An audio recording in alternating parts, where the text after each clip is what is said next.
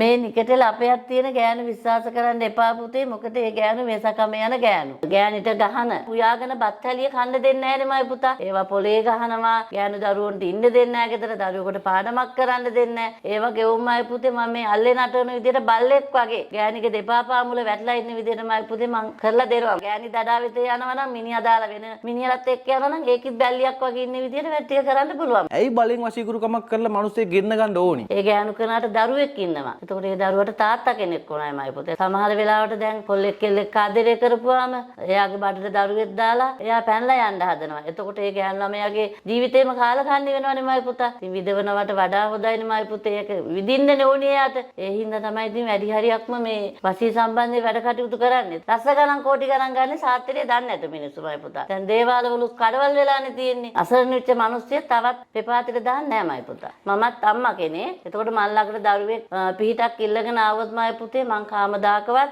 ඒක මග අරින්නේ නැහැ. පංගුවක් අය දැන් වැඩ කටයුතු අරගෙන මුදල් අරගෙන ප්‍රෝන් බ්ලොක් කරනවා මයි පුතා. ඒ වගේ දේවල් මම කරන්නේ නැහැ. මොකද හැවොත් මං අම්මා කෙනෙක්. මම ගැහණු කෙනෙක්. ඒ හින්දා ගැහණියෙක්ගේ අසරණකම දැනෙනවා. දරුවන්ගේ දුක කියන එක දැනෙනවා. මටත් දරුවෝ ඉන්නවා මයි පුතා. හින්දා කාමදාකවත් මම මයි පුතේ වංචාවක් කරලා ජීවත් වෙන්නේ නැහැ මයි පුතා. මොකද හැවොත් අපි මැරෙනවා. ඕනම මිනිස්සෙක් කියන්නේ මැරෙනවානේ මයි පුතේ. අන්තිමට යන තැන මයි පුතේ හරියාකාරව තියාගන්න අපි බුදුදහමට වැඩ කටයුතු කරනවා නම් ඒ විදිහට මයි පුතේ ඉන්න ඕනේ. නැත්තම් අපිට කවදා හරි මරණ මොහොතේ ඒවා එතනදී හරි මයි පුතේ පරිසම් දෙනවා. සම වශී තියෙන පිරිමි ඒ වගේ වශී ගොඩක් දුරට දැන් ඒ වගේ තමයි වැඩි. පිරිමි යාළු කරලා දෙන්න කියනවා. ගෑනු යාළු කරලා දෙන්න කියනවා. ඒ හැම දෙයක්ම මයි පුතේ කරලා දෙන්න පුළුවන් මට. ලංකාවේ මහත්තයා දාලා ගිහලා අය රට කෙනෙක් සෙට් වෙලා ලංකාවට එනකන් ඒ මිනිස්සුත් එක්ක ඉන්න විදිහට වශී කරලා දෙන්න කියනවා. පුළුවන් මයි පුතේ කරලා. කියන්නේ අවුරුද්දකට දෙකකට කෙටි කාලේ පුළුවන්. පුළුවන් මයි පුතා. ගෑනු කරන එනකන් ලංකාවේ මේ වගේ සම්බන්ධයක් තියෙනවා. ටික කාලයකට කරලා දෙන්නකොත් කරලා දෙනවා පුතේ. එතකොට ඔෆිස් වල වැඩ කරන මිනිස්සු ඉන්නවා. ඒ කට්ටියටත් ඒ වගේ ප්‍රශ්න තමයි ඒවා කරලා දෙන්න පුළුවන්. දවසට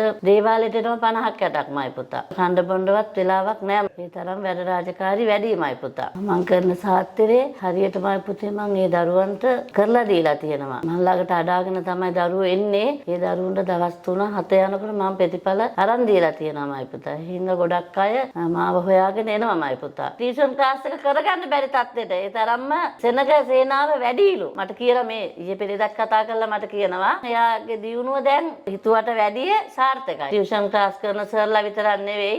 හොඳ ව්‍යාපාරිකයෝ, මන්ත්‍රීවරු, දේශපාලනඥයෝ ඔක්කොම එනවා මල්ලකට. මල්ලක තියෙනවා සර්වජන වසියක්. ඒ වසියෙන් තමයි මයි පුතේ මම මේ වගේ දේවල් කරලා දෙන්නේ යාලට. නිට්ටගුවේ පැත්තේ මයි පුතා හොඳට උගන්වලා කැම්පස් යවලා පුතා බැදලා ජේලිගේ කීම අහලා මයි පුතා අම්මයි තාත්තයි දෙන්නම ඔය පොඩි ගේක දාලා එහෙම තිප්පයි. අම්මයි තාත්තයි දෙන්නම මම ළඟට ආවා මයි පුතා. අම්මටයි තාත්තටයි කරපු ආකස්සනේ වසියක් තමයි කරේ. දැන් ඒ දරුවයි ඒලි දෙන්නම අර දෙන්නට ආදරෙන් දැන් තියාගෙන එයාගේ ගෙදරම තියාගෙන බලනවා. ඉගෙන ගන්න බැරි දරුවෙක් ඉන්නවා නම් ඒ දරුවට හරියට මයි පුතේ එයාගේ වෙලාව අරගෙන යන්තර මාලාවල් හදලා දෙන්න පුළුවන්. දරුපාල නැති කට්ටියට ඒ වගේ හදුහුණියම් කරලා තියෙනවා නම් ගෙවල් වලට ඒව කරනවා මයි පුතා. ඕනම දෙයක් මයි පුතේ මට කරලා දෙන්න පුළුවන්. දැන් ගොඩක් වංචාකාරෝ වැඩි.